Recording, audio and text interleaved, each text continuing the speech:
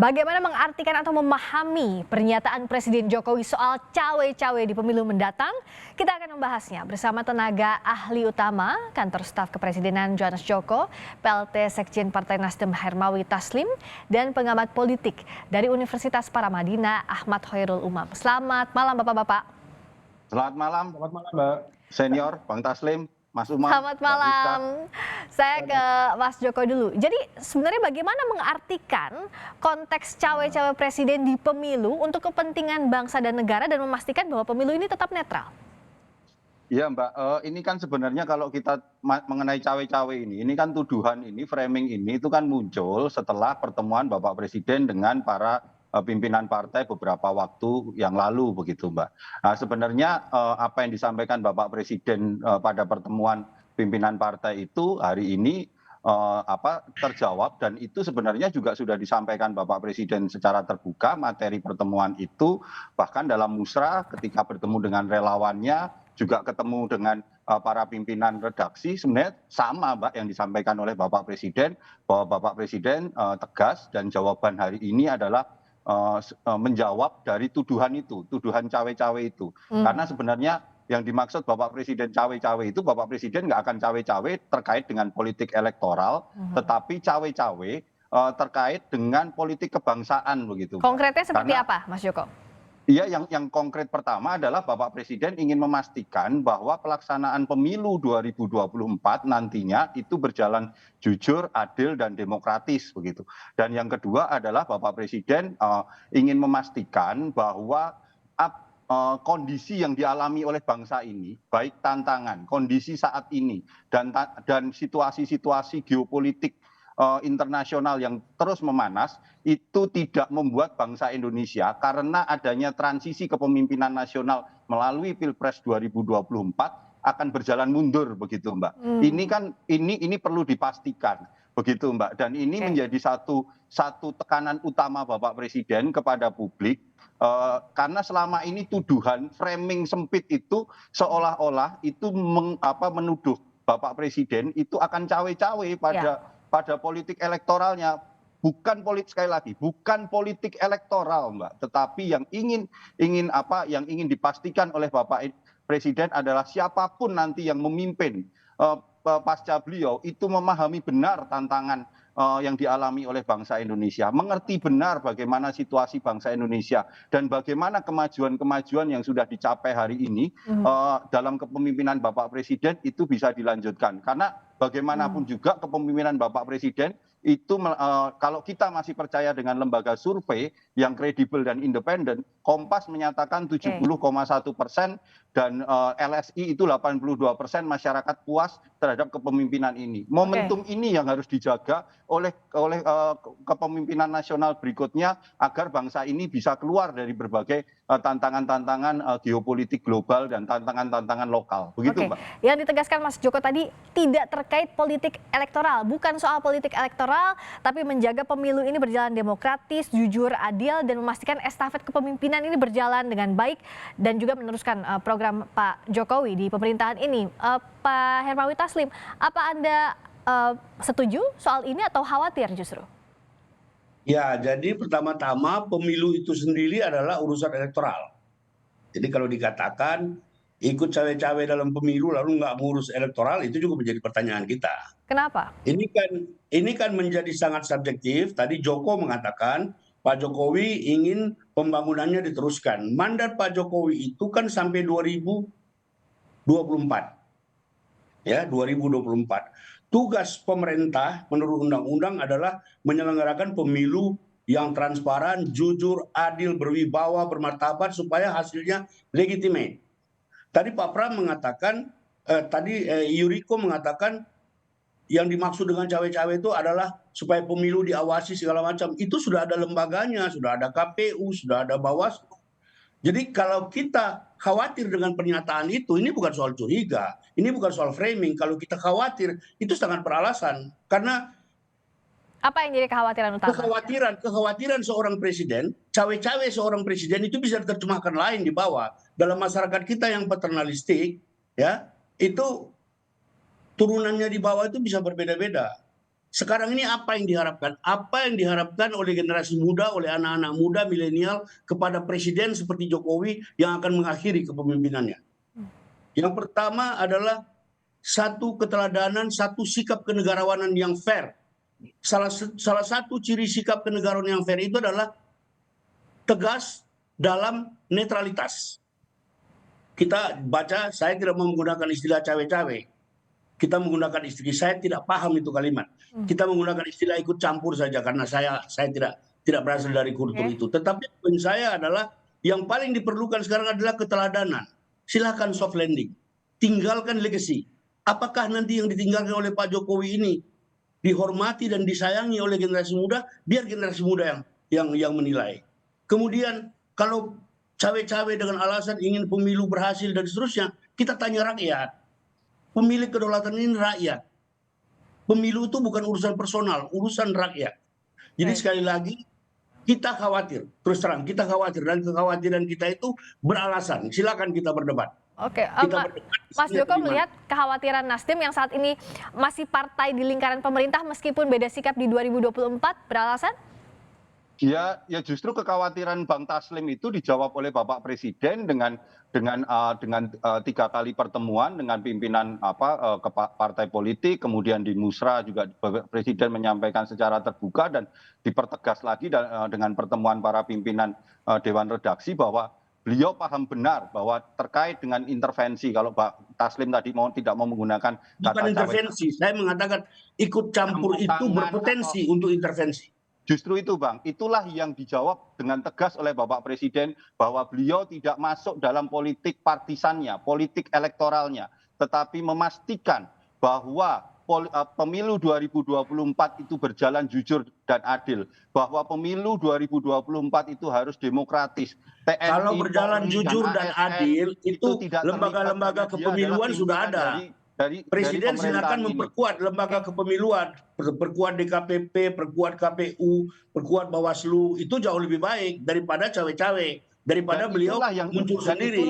Itulah yang sudah dilakukan oleh Bapak Presiden, dan itu juga yang akan sekarang ini dipertegas oleh beliau, karena bukan hanya sekedar masalah pemilu. Berbeda.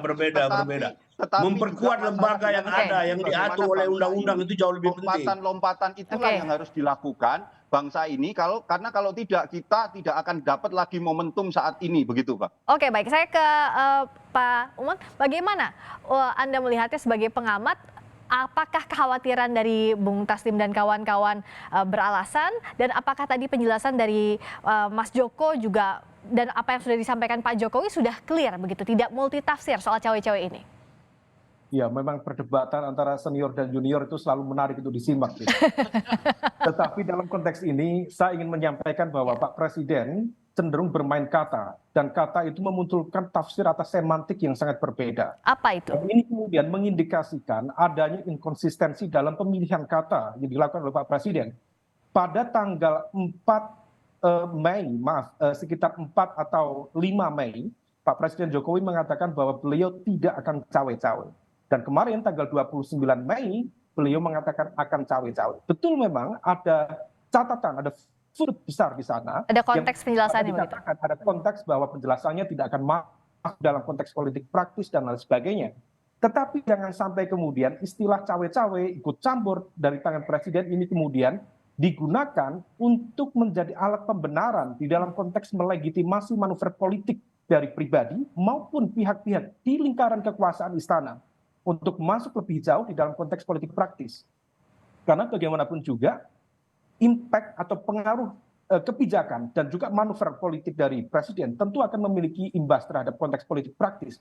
Bisa kita cermati satu persatu.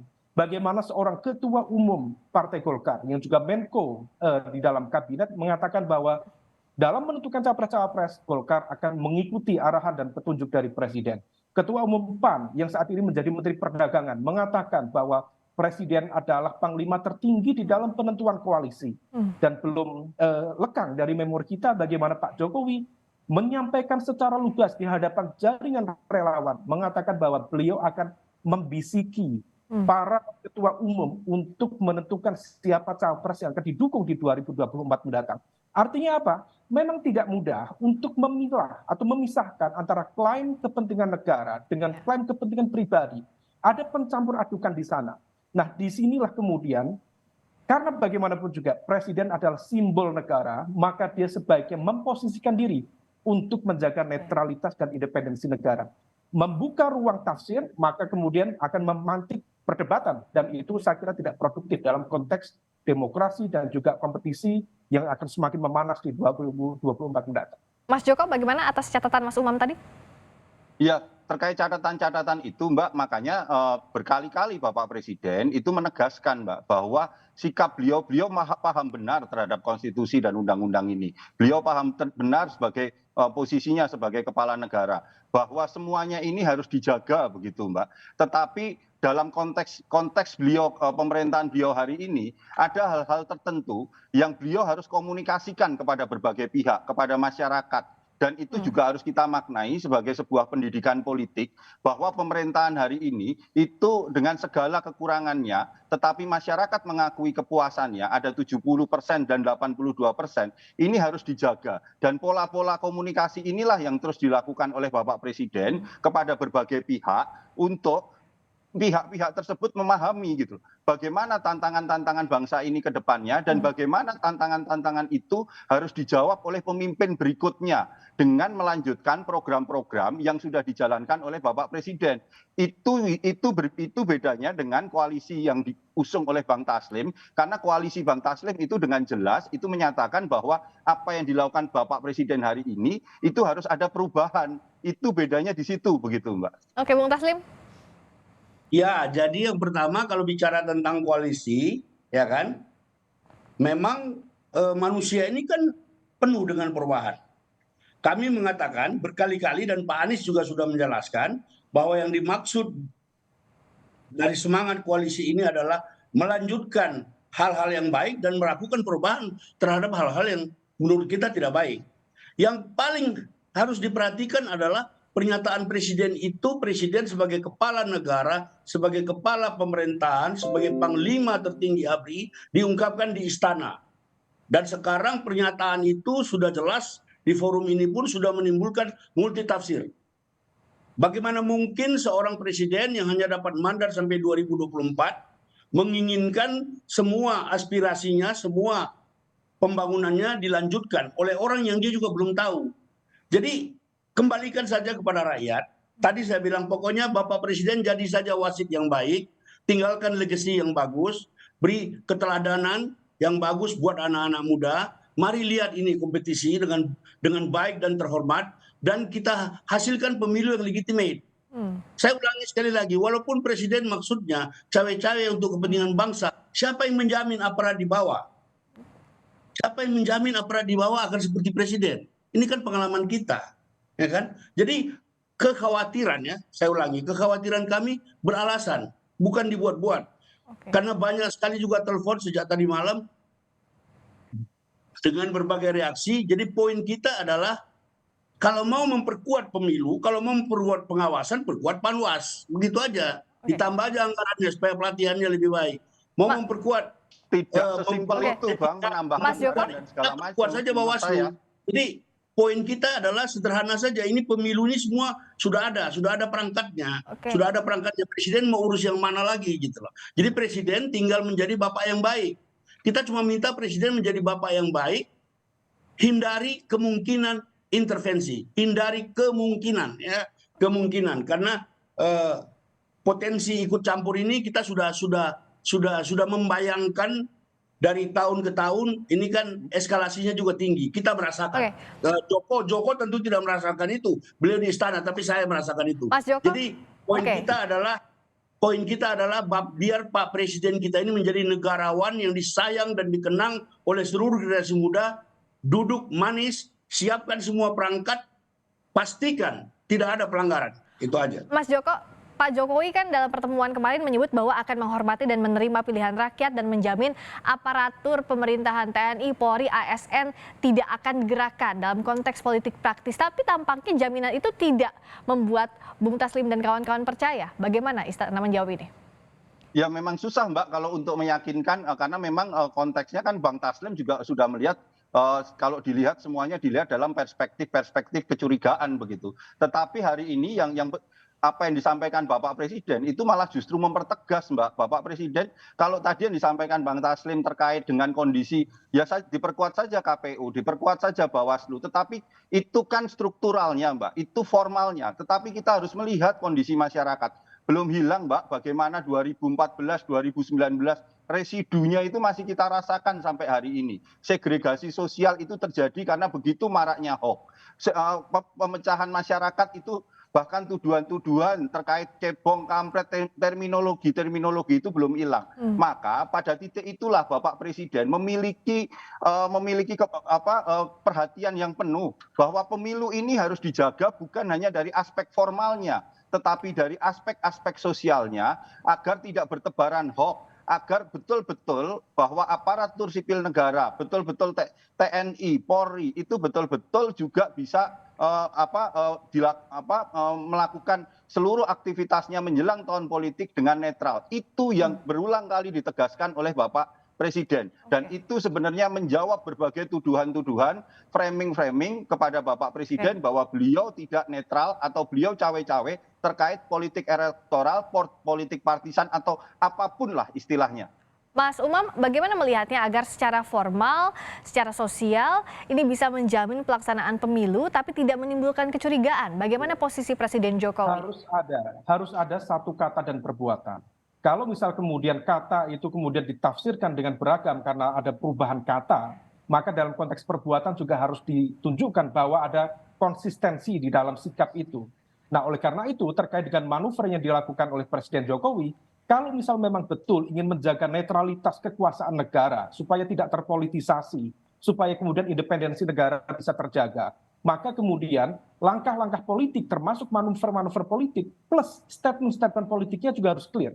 Jangan sampai kemudian apa yang diperagakan selama ini membuat panggung-panggung politik, menciptakan statement-statement politik itu justru memantik kecurigaan dari berbagai kalangan yang sedang ikut berkontestasi di Pilpres maupun pemilu di 2024, menuding bahwa Presiden bermain dua kaki, bermain satu kaki, atau bahkan menunjukkan keberpihakan yang clear kepada satu dua kekuatan tertentu. Bagaimanapun juga posisi Pak Jokowi ketika mendeklarasikan Pak Ganjar di PDIP, sebenarnya itu juga dalam konteks politik bisa menjadi sebuah tafsiran bahwa beliau memberikan keberpihakan yang clear kepada satu capres tertentu. Nah, oleh karena itu secara aturan tidak ada masalah. Undang-Undang Pemilu nomor 7 tahun 2017 memberikan hak kepada presiden untuk berpolitik, tetapi tidak menggunakan kekuasaan negara di dalam konteks politik praktisnya. Silakan itu menjadi hak pribadi, tetapi negara harus netral. Nah, oleh karena itu ini harus bisa dijamin dengan baik oleh presiden sebagai kepala negara, kepala pemerintahan. Oke, terakhir singkat saja masing-masing ke Bung Taslim dan Mas Joko. Saya ke Bung Taslim dulu. Apa yang membuat Nasdem pada akhirnya akan yakin bahwa pemilu ini akan berjalan secara demokratis, jujur, adil di bawah pemerintahan Presiden Jokowi? Bung Taslim? Tampaknya terputus komunikasinya. Saya ke Mas Joko dulu, silakan. Jadi apa yang jadi jaminan agar apa yang disampaikan Pak Jokowi ini jangan sampai kontraproduktif, tapi betul-betul sesuai dengan konteks yang dijanjikan agar pemilu ini berlangsung demokratis, jujur, adil, peran kepala negara cawe-cawe dalam konteks yang positif? Ya, semua yang dilakukan Bapak Presiden dari berbagai pertemuan-pertemuan dan juga publik juga bisa menilai begitu Mbak, bahwa hari ini Presiden menegaskan posisinya. Beliau menghormati benar terhadap aturan undang-undang, beliau tidak akan melanggar aturan undang-undang tersebut, beliau tidak akan mengotori demokrasi, itu disampaikan dengan tegas di depan para pimpinan redaksi dari berbagai media, dan inilah yang betul-betul menjadi pegangan kami. Kami di kantor staf Presiden pun atas saran Bapak Muldoko kita harus betul-betul mengamankan arahan Bapak Presiden. Kalaupun pada akhirnya nanti pada kontestasi itu berlangsung, karena sampai hari ini kita belum ada calon yang pasti Mbak, KPU pun juga belum menetapkan calon. Kalau pada waktunya, maka kantor staf Presiden harus betul-betul mengawal instruksi Bapak Presiden untuk bersikap netral itu Mbak. Oke, terakhir Bung Taslim, bagaimana agar Nasdem percaya? Ini bukan soal hukum, ini bukan soal undang-undang, ini soal etika, ya. etika dalam kehidupan berbangsa. Presiden sebagai kepala negara, sebagai kepala pemerintahan harus ditempatkan pada posisi yang sebenarnya mengayomi seluruh rakyat. Kalau presiden sudah mengatakan akan ikut campur, itu kita beralasan untuk khawatir. Jadi ini bukan framing, Jo, bukan framing. Ini memang beralasan, dan kita juga bisa lihat hari ini mengatakan sekarang giliran Bapak ini jadi presiden, besok mengatakan yang rambut putih dan segala macam. Ini kan kita melihat karena berdasarkan pengalaman, inkonsistensi. Waktu bertemu dengan 6 partai mengatakan saya tidak akan cawe-cawe, sekarang cawe-cawe. Jadi ini seperti buah semangka berdaun sirih. Ini soal etika. Rakyat, anak muda menginginkan melihat pimpinan bangsa ini tampil secara elegan dalam semangat etika yang tinggi. Itu yang perlu diwariskan kepada Republik, kepada anak muda ini. Etika yang baik. Terima kasih. Dari istana tapi bisa menjamin ya untuk pelaksanaan pemilu bisa dipercaya oleh masyarakat. Ya, sekali lagi Mbak, tadi yang disampaikan Bang Taslim kan ketika pertemuan pimpinan ketua partai itu kan Bapak Presiden jelas menyampaikannya tidak akan cawe-cawe kalau urusan politik partisannya terhadap pemilu 2024 itu jelas. Dan sekarang pertemuan Pemret itu diperjelas lagi bahwa yang akan diurus adalah tentang politik kebangsaannya, begitu Mbak. Baik, itu yang akan dipantau oleh publik bahwa peran Presiden Jokowi untuk menjaga agar pemilu ini berjalan demokratis, jujur, dan adil. Tentu ini akan diawasi oleh publik. Terima kasih tenaga ahli utama kantor staf Presiden Johannes Joko, PLT Sekjen Partai Nasdem Hermawi Taslim, dan pengawat politik dari Universitas Paramadina Ahmad Hoirul Umam. Selamat malam Bapak-Bapak.